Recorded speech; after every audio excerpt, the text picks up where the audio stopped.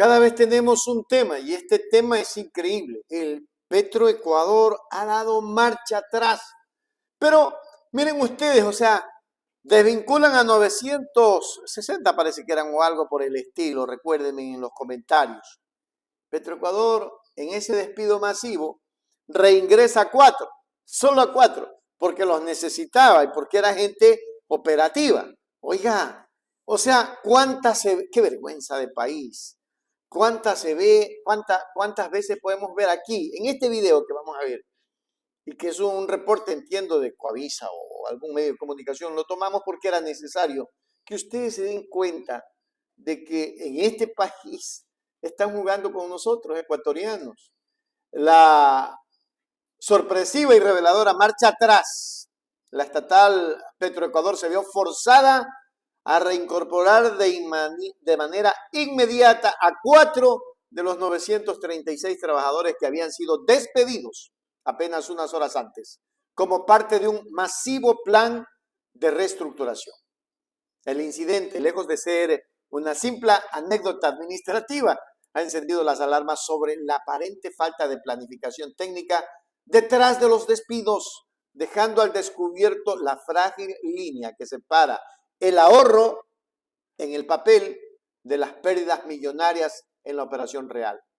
La decisión de reintegrar a 4 capitanes de amarre del terminal de Balao en Esmeraldas no fue una concesión, sino una necesidad imperiosa para evitar un colapso logístico con graves consecuencias económicas para el Estado. Pero vayamos a ver y regresamos con más. Petroecuador dio marcha atrás y reincorporó a 4 de los 936 trabajadores despedidos este fin de semana. Son 4 capitanes de amarre de los buques de carga de crudo y descarga de combustible de la terminal de Balao en Esmeraldas, que tuvieron que volver a contratar porque su ausencia provocó la paralización parcial de las exportaciones de petróleo e importación de derivados que generaron pérdidas inmediatas al Estado. La información fue confirmada por Jorge Ceballos, secretario del Comité de Empresa de Petroecuador. Según el dirigente sindical, la desvinculación de más de 1,000 trabajadores del estatal desde junio, cuando empezó la reestructuración de la empresa, afecta la capacidad de producción en los campos petroleros y en las refinerías. Un personal necesario, un personal técnico que se necesita para operar. Pues en el caso, yo le doy el ejemplo, en la refinería Esmeralda, FCC pierde $1 millón por día cuando no opera. FCC necesita 35 técnicos. En este momento, bajo la desvinculación, se quedaron con 17. 6 más de ellos ya están en proceso de jubilación. El gremio de trabajadores de Petroecuador pide el reintegro de todos los despedidos para iniciar un proceso técnico de evaluación del personal. Debemos conversar con el señor gerente. De repente no tiene toda la información. Nosotros estamos de acuerdo en hacer la empresa eficiente. Si hay que hacer una reducción de personal, nosotros podemos ayudar. Petroecuador justificó la desvinculación del personal por distorsiones salariales significativas de impuestos y funciones que no se ajustan al mercado y a la normativa vigente. El recorte de personal, según el gobierno, generará un ahorro de $31 millones anual. El impacto de la ausencia de este personal fue inmediato y contundente. Los 4 capitanes recontratados son piezas institucionales, insustituibles. Es la compleja coreografía de la exportación de crudo e importación de derivados. Sin ellos, las operaciones de amarres de los buques petroleros en el principal puerto de crudo del país quedaron parcialmente paralizadas. Según confirmó Jorge Ceballos, dirigente sindical de Petroecuador, esta interrupción provocó un freno en la cadena de exportación e importación, generando pérdidas económicas directas e inmediatas para la nación. Este hecho obligó a la administración a dar un paso atrás, evidenciando que los despidos se ejecutaron sin un análisis previo a los roles críticos y a las consecuencias operativas de su ausencia. Desde la perspectiva sindical, este caso es solo la punta del iceberg de un problema mucho mayor. Jorge Ceballos argumenta que la desvinculación de más de 1 millar de empleados desde que inició el proceso en junio está mermando la capacidad técnica y operativa de la empresa en áreas vitales. Puso como ejemplo crítico la unidad de la refinería de Esmeraldas, que al no operar puede generar pérdidas de $1 millón diarios. ¿Sí escucharon bien? De $1 millón diarios. ¡Wow! Sí, de $1 millón diarios, para los que no quieren entender, para aquellos que todavía viven defendiendo al cartón. $1 millón diarios ecuatorianos. Qué grave lo que pasa en nuestro país.